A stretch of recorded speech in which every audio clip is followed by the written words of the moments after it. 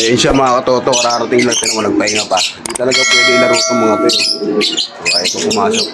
Diba? Tablak pa natin yan. No? Tapon oras.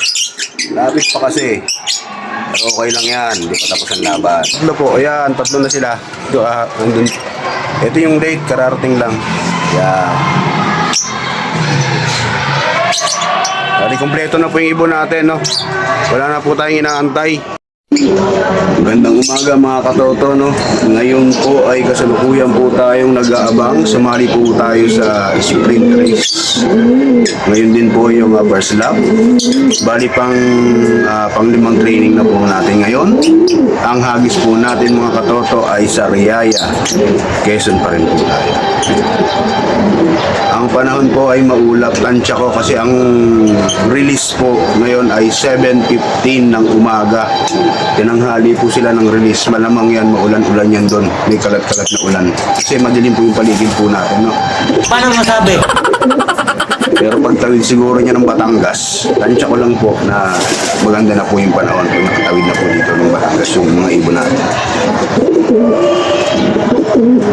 Bilang suporta po sa ating club, tayo po ay kahit papano ay nakibahagi tayo kahit na isang entry lang.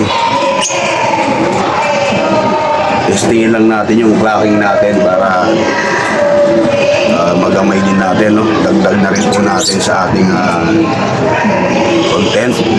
Baka makasilat, no? Mga katoto. Sa lukuyan po tayong nag-aabang ngayon. Abang-abang lang. May kainikan, mga katoto. Ano na po ang paulan ng hagis po sa Riyaya. Meron na pong nag-lock. Stanley Gareg.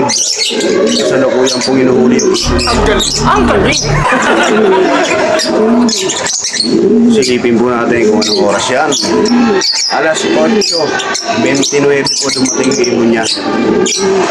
Naiklak na po. Sana mag-top 10 man lamang para makabawi agad ng kaya. Sana Ang ibon po natin, wala pa. Pagka ganyan umulan, mahirapan yun kasi dugon yun. Dugon. Tapos dalawang dulo. Laglag.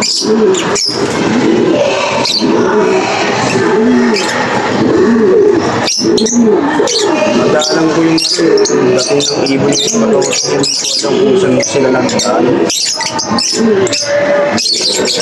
Wala man na ako nakitang grupo. Pa isa-isa. Apat din.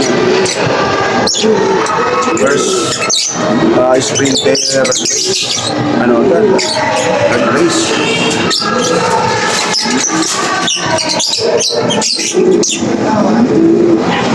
Kasalukuyan nag-aantay pa rin po tayo. Wala pa po tayong pauwi.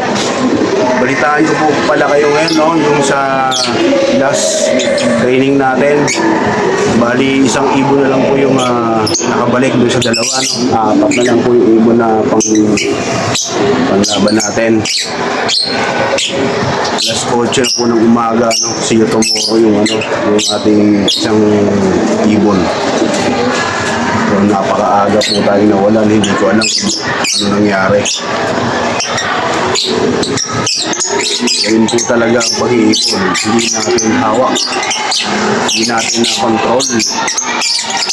Basta hanggang umuwi, no? Laro ng ilaro, kahit kasi tomorrow pa yan. Dahil nagbabago din naman yung katoto. Meron na po tayong pawing ibon. Ito yung sinali natin, sprinter. Ayun siya mga katoto, kararating lang tayo nagpahinga pa. Hindi talaga pwede ilaro itong mga to. Diba? Ito pumasok. Diba? Tablak pa natin yan, no? Tapon oras. Lapit pa kasi. Pero okay lang yan. Hindi pa tapos ang laban. Hindi lang. Yan po yung sticker natin mga katoto. Yan. Meron na po tayo dumating uli isa. Yun, no? Bago lang. Hingal na hingal, no? Yung mga tao din, no? Blue bar. Ayun, meron pang isa. Pangatlo pa. Bali, 4 lang po yung inaantay natin mga katoto. Ayan na. Dumating na po. Bali, 3 na sila. Isa na lang po yung inaantay natin. Yung date na umuwi, wala pa. Ayun, tanda ko yan eh. Kailangan natin i-load siya. Hindi natin pwede pagpahingan. Kasi siyempre, karera yan eh, no? Antayin natin, medyo malalit din yung uli yun. Pero uwi din ngayon, hindi kagaya nung nakaraan. Ano po, ayan, 3 na sila. Ito yung date, kararating lang. Ayan. Dali, kompleto na po yung ibon natin, no? Wala na po tayong inaantay. Okay na ang buto-buto, mga katoto. Kompleto na po yung ating mandirigmang ibon. Diba? Yan lang yung kasimple. Kapag pare-pares ang kondisyon ng ibon mo, dapat niyan, ang agwat niyan, ang allowance niyan, no? Dapat higit sa 1 oras lang. Pagdating ng isa, magkakasunod na yan. Kasi isang kondisyon lang yan eh. Isang linyada lang pati. Pero pagka ang ibon, 2 oras na hindi pa dumarating yung iba, meron pong nangyari dyan na pwedeng naligaw, pwedeng sala. Yan po yung mga palatandahan kapag ganyan mga nilalapit pa po yung mga habit. Pero ngayon po magandang balita, maaga po tayo natapos, alas 8:35 po, ito na po tayo. I-clock naman po natin yung ating finale, kaya lang 1,090 na lang. Okay na rin, di ba? 1,000 pa rin yun. Hindi natin agad nahuli. Tapos tayo siguro mga 3 minutes ang matapon natin. Pero okay lang yun kasi malapit pang. Hindi naman talaga ako naglalaro sa ganito, yung malapit.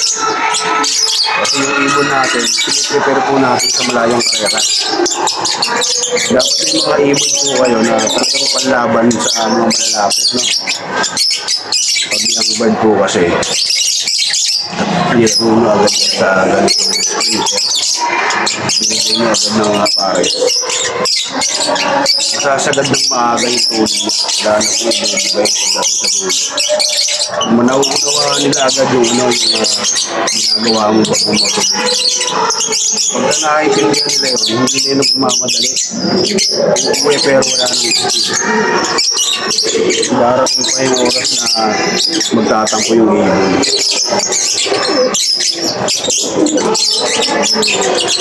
Pero try din natin, no? Kasi mas maganda pa rin yung nakakauna ka daw. Sabi nila, maganda rin po yung nakakauna ka dahil lamang ka na, no? Nakabawi ka na. Sumali tayo ng sprinter pero hindi ganun ka-speed. Okay lang yan, no? Suporta sa club, suporta sa area. Ating tramo, mabuhay. Mahirap po kasi mga katoto kung pipili po natin yung ibon natin na ilaro sa mga ganyan sprinter, yung malalaki sa karera, saka po sisira yung motivation ng ibon. Kasi ano yan eh, yung motivation, pandulo na talaga yan para umuwi sila. May dahilan para umuwi. Tataasan po natin yung motivation. Yun na lang po yung ano eh, yung dala niya, dahilan niya para umuwi. Kasi kapag duluhan na po, diskarte na po ng ibon yun eh. Kung tinanin mo yung mataas na motivation sa kanya, gumagawa po ng paraan yan. Pero pwede rin po nilang ikapahamak yung mga katoto kasi nagmamadali silang umuwi, no?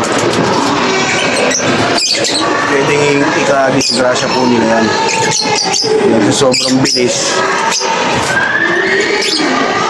hindi po nila makontrol din yung sarili nila. Bigla po yan tutukod. Yun po yung magiging problema. Dapat ang ibon po natin ay matuturuan din po natin mag-relax. Dapat yan, hawak-hawakan nyo rin. Hindi po pwede hindi nyo hawak-hawakan para matuto. Kasi ang nakakapagod lang naman dyan sa mga ibon, natataranta sila, doble po yung nila, yung tapon ng lakas. Kahit sa tao, pagka nag-basketball ka, tapos inuus mo agad yung buong pwersa mo, tsaka ko hihinalin ka. Baka nga mag-collapse ka pa eh. Ganon din po sa ibon. Kailangan marunong po kayo tawag dito, panatag. Pag ang ibon nyo po ganon, umuupo sa cage, umuupo sa inyong training box. Yung mga ibon na hindi nagtatapon ng lakas, gagamitin nyo yung matitira niyang lakas sa karera, sa kanyang pag-uwi.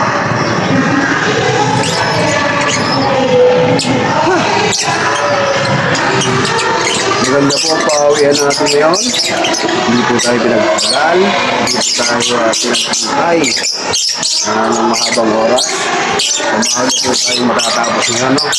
Pag-uusapan po natin sa susunod mga katoto, yung susunod naman na second sprinter natin, sana mas matulog. Okay na rin po yung unang ibon na yun, hindi na po masama yun. Hulugin yung ibon, tapos may dalawang pakpak, no? Alam ko, atras ka ng mula dulo hanggang pang-5 at saka pang-4. Tanggal po yung kanilang pak, bunot. Kaya hirap po yung ibon, umataw, hingal na lapit-lapit. Umataw po yung ibon natin. Sabihin, hindi po siya dumadato. Talagang magpaspasan po siya. Lalaban yung ibon natin by speed. Meron pa tinatawag na turbuyan, patuturbuhin pa natin pagdating sa dulo. Basta sana, lagi lang siya uuwi. Kasi yung disgrasya, no? Saka yung mga predator, hindi po natin naiwasan. Kahit yung mga naglalambat na yan. Yung tinatawag na yung lambat. Yan yung tinatawag na intentional. Kasi sinasadya po silang hulihin. Pero dati nung wala pa pong lambat yan, yung uso naman dati ng lambat. Bandang south din po. Yung mga ergan.